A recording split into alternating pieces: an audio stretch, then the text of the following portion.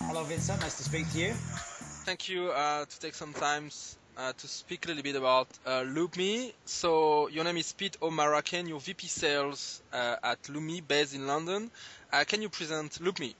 Of course. So thank you very much. And we're based in London, is our home territory, but very excited about moving to France in the coming months. And yeah, I'd love to present LoopMe. So LoopMe is a global mobile video DSP, heavily entrenched with data and artificial intelligence. So what that means is our business has got three clear elements, and they all come from a belief that there's a big change that's currently happening in the digital and the media space. So TV, due to the huge volume of different distractions available, TV in the home is becoming less impactful. You know, we've got Twitter and Facebook and mobile and tablet, and we've got so many things. So as TV becomes less impactful, mobile is becoming more powerful. So we believe that video across both of these different screens is the most powerful means of creative. So our goal is to combine amazing video formats with the world of programmatic and offer advertisers one platform where they can buy any form of mobile video across any different device, mobile or tablet, in any means they wish, and deliver amazing results using data and artificial intelligence. And so you present LoopMe as a snapshot. Sorry, go ahead. You present LoopMe as a DSP, but are you managed service, or do you offer a self-service licensed product to put that in the end of trading desk, for instance? Yes, do you do both model? We do. Today we do both. I think that in the immediate moment, advertisers and agencies still want a managed service. They still want someone to maybe do the work that's needed today to work on an I/O basis. However, we can hand it over, and we have handed it over as a technology platform to some of our big partners. And longer term, we feel that individual clients, so you think of clients like L'Oreal or Unilever, Nestle, these are the type of clients that will have their own platforms either managed by an agency, as is the case for some of them at the moment, or it will be managed in-house, and they're going to need a technology solution that either their agency or they themselves can own, and then that will drive the results. Very interesting, right. So what is your business model? So today, as I mentioned, our business model as an I/O-based DSP is to work heavily on a CPM or CPCV model that allows advertisers to choose what's the most important metric to them. Do they want video views? Do they want volume of audience? Do they want to take a TV audience and communicate to them on mobile? But ultimately, today, we're working heavily in the I/O model using CPM. That seems to be the most popular. This is going to change. So what will happen is that we will have a SaaS business that will be handed as a platform, and the model will be a simple technology margin. So we'll take either a fee from an advertiser, or we'll take a margin on every campaign, and that means that the control is completely in the hands of the clients. Okay, cool. One question more about your model. It's not on the business model, but on your operational model. Are you totally transparent or blind on the inventory where you're running your video ad unit? Got you. So we are semi-transparent. So I would say that in so much as we can as a network business, some of our partners still have their own sales team. So they will always have the need to keep that separate. But anyone that we're working with directly and we're able to share full transparency on that basis, we will do.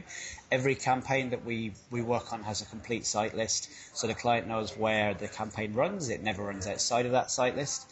And as we go more programmatic, it will be completely transparent. You know, if an agency or a client can buy programmatically, the reason they'll choose us is because our data gives better results, even on the same publishers as someone else. Okay, makes sense. Thanks. So can you elaborate a bit about your technology you developed? So you're speaking about IA, intelligence artificial, and big data. So what it's exactly about? Yeah, so I think the first technology we had to be able to build was a very simple ad tag that allowed us to run large formats, be that rich media or rich media was originally where we ran, but then video in any publisher. So simply take an ad tag, they can integrate it within 48 hours and we can run quickly. Next technology we needed was then build a DSP. So that DSP allows us connections to all of the different exchanges. So this is kind of standard and everyone should have that. Where we take the next step is our DMP. So our DMP is extremely important for how we factor first, second or third party data. So we can pull any data source in. So we can work with an advertiser's data, first party. We can take a data set. We can ingest that into the DMP, and as soon as we have it, before we run a campaign, we can give them a full analytical breakdown of their audience. So we can understand everything about their audience before we even start running campaigns. And they can also give us any data about the audience, such as highest value users. If it's an airline, they might know the difference between a family traveler versus a business traveler, and we can target them accordingly. The DMP, naturally, as with any DMP, is quite a static feature technology. You put data in, you use that data to target, and then you need to put in new data to make new decisions. Where our technology comes into its primary and most exciting position is when we start to use machine learning and artificial intelligence. So you can imagine that with every campaign, with every ad we serve, we see up to 30 different data points. So in a single day, we'll see 30 billion data points. Now, no human, no matter how wonderful they are, can ever process that much data. So we use advanced artificial intelligence, which will use algorithmic filtering to find the most desirable parts of inventory for any campaign. So if you think of a publisher, so if we were lucky enough to work with someone like Laplace or anyone else in the local market, we might see that on one campaign the performance is not very strong. So normally a human would say, well, let's stop that piece of the campaign, let's move to a different publisher.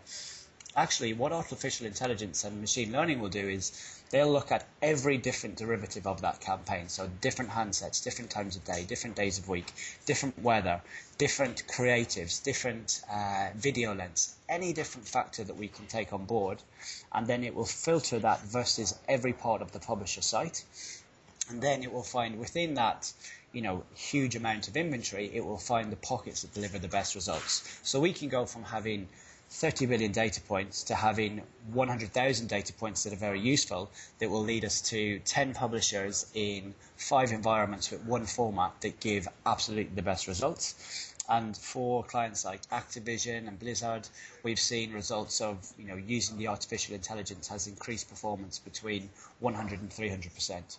And I think it's really important to think of those numbers, because a lot of the digital technology media owners will talk about 10% increase, 20% increase, and that's really great. We're talking about 100, 200, 300%, and that's why when we move programmatic, our technology will be very, very useful to any advertiser or agency.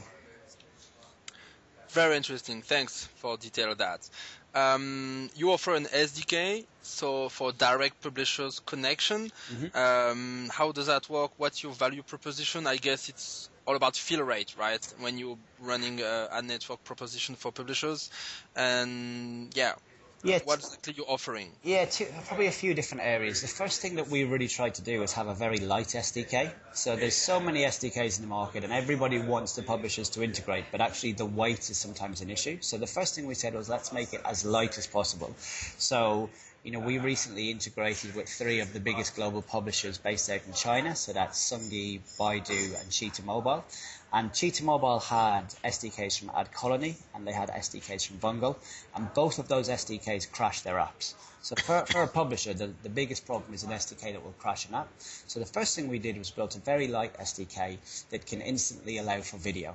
So being able to run video in a native ad slot is our first value proposition. So a publisher can take a static ad slot similar to your, any of the Facebook carousel ads, and instantly change that to video. Video is 4 times more effective for even performance advertising. So as a value piece, the CPM is better, the SDK is very light, and of course there's so much demand for video that the fill rate is high. So when you combine all these 3 elements together, it's an easy decision for a publisher to take that, And equally, they can use our SDK to run video for themselves. So their own direct team or their own sales team can then run their own video at no cost. So there's numerous value elements to that. And I think that having those factors makes a publisher much more eager to integrate an SDK versus, a big heavy SDK from some of our competition. Makes sense, yeah. So all the market is talking a lot about video, obviously, on desktop and especially on mobile. What are the challenges from your perspective for an advertisers to launch a video campaign? What's your take on that? I think if you look at the market today, everyone will agree that the consumers have shifted heavily from desktop to mobile. If you go into specific markets like any of the emerging markets, China, India, you've got millions, hundreds of millions of people who've never owned a laptop, never used a desktop. So they've gone from old media straight to mobile. I think in France and Europe and much more developed markets, what we see is that people have got heritage businesses on desktop. Because they've used desktop for so long, it's a little bit slower to get to mobile. So the biggest instant problem is scale. So they feel that if they want to run a video campaign, 90% of that campaign is going to run through their standard desktop providers because there isn't the scale on mobile. Now, there isn't the scale if you're using desktop-first technology and you don't have numerous connections and you haven't tried to answer that problem. But what we've tried to do and what we have successfully done is answer that scale issue to say, actually, we have huge volumes of scale. We've got over 1 billion users globally. We've got colossal amounts of impressions. So the scale problem is now gone. That was the first problem. Then it's all about how do you understand when to use different types of video, and also video lengths. Without a doubt, one of the problems is the advertisers spend millions of dollars and euros on creative for TV, and they just hand that over and want the same thing to work on mobile. I think mobile video is well agreed it needs to be shorter. So Facebook are trialing 5 and 10 second video ads, much more successful, much higher view rates and much better results. I think equally, if you've got short videos, you've got mobile first content, you need to ensure that we are also developing creative formats that bring those videos to life and allow people to go further than just viewing a video. It's the great thing about digital is you can go a lot further than just watching a video. But I think technology from mobile needs to catch up with desktop, so we need to be able to do more in terms of driving users from video to store or to sale. And I think also there's definitely a big push whereby advertisers need to follow their audiences and think mobile, maybe not first, but think mobile at the same time as TV or the same time as desktop. So it's a multi-screen approach from the first moment. Okay. You talked about scale, so I guess it's a challenge, especially when you're running really a premium ad unit as a video. To have scale on a campaign, do you need to integrate in your inventory and in your media plan incentivized, and do you both have interstitial video and also pre-roll, in stream? Yeah. So what's your view on the inventory to run a scaled campaign, a campaign at scale, I mean? Yeah, I think that if you were talking to me 12 months ago, then incentivized was absolutely necessary. I think there was a big need. All the volume came from gaming. If you were looking at interstitial or even on kind of pre-roll, it was heavily incentivized, and it was a reward-based system to watch a video. I think we've moved on, and that's been our biggest focus. So for us, our incentivized inventory is only for performance publishers, and it probably takes up less than 5% of our total. So our focus now is full screen interstitial in-app. We've got full screen mobile web, so a very similar ad format that's click to play. We've got native in-stream in mobile web, so you have to think of maybe the Teads ad format. So that's become really popular. And I think what you can do when you have that format is you can start to look at all of the programmatic inventory, and anywhere there's a 300 by 250 slot, you can replace that and create an in-stream video ad. That becomes very powerful. Then from there you also have native, so native in-app. And again, the volume of apps, you've got great content, and actually they're monetizing with banners. And banners, as we know, just don't work. It's not a good experience. Creatively, you cannot get your message across.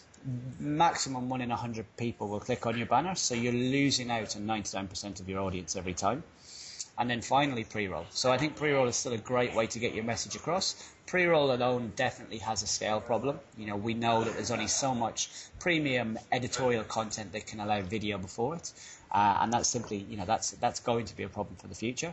But today what we can do is look at all of the great editorial that we can get, mobile web in-read, in-app native, interstitial in gaming, in any sort of content apps, and then of course being able to add into that HTML5. So being able to run HTML5 interactive video across any different environment in mobile or tablet means that you have the ability to massively scale.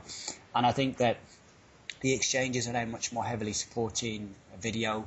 It's becoming a really easy conversation with publishers. They're keen to integrate video where possible.